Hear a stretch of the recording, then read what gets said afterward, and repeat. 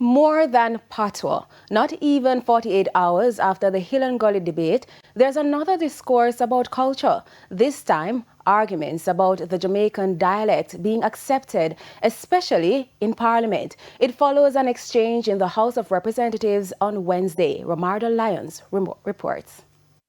Bless up, bless up. You know when we can find some real Jamaican food for them? Food for thought. Is the appreciation for Jamaican dialect greater outside the country?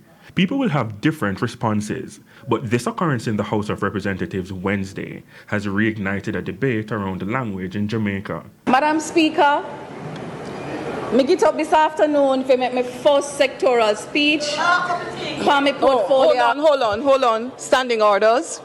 And I think you are fully aware. And if I have to stop you again during your presentation, you will not get any additional time.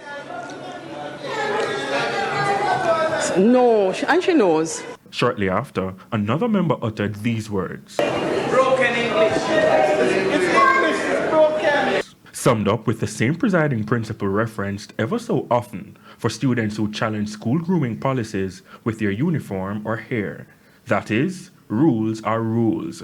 The standing orders of the House of Representatives of Jamaica governs what is allowed in Parliament. Standing Order 6, titled Language, says the proceedings and debates of the House shall be in the English language. Our parliamentarians are the ones who have crafted the rules now governing its affairs. And so insofar as those rules remain the same, they ought to be followed. However, Parliament reflects the will of the people.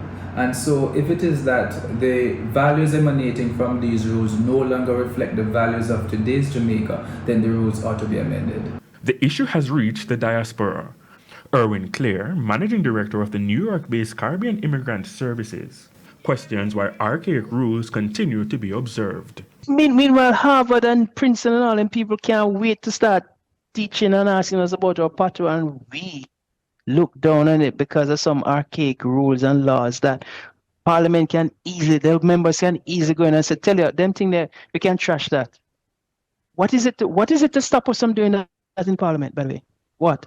Back home, cultural activist Dr. Sandra Stanley Nair cited the weight of the standing order. There is no one that can dispute the fact that standing orders and the regulations around behavior in the House of Representatives in our Parliament must stand. However, she says this occurrence has provided an opportunity to consider whether Jamaica is serious about reparatory justice.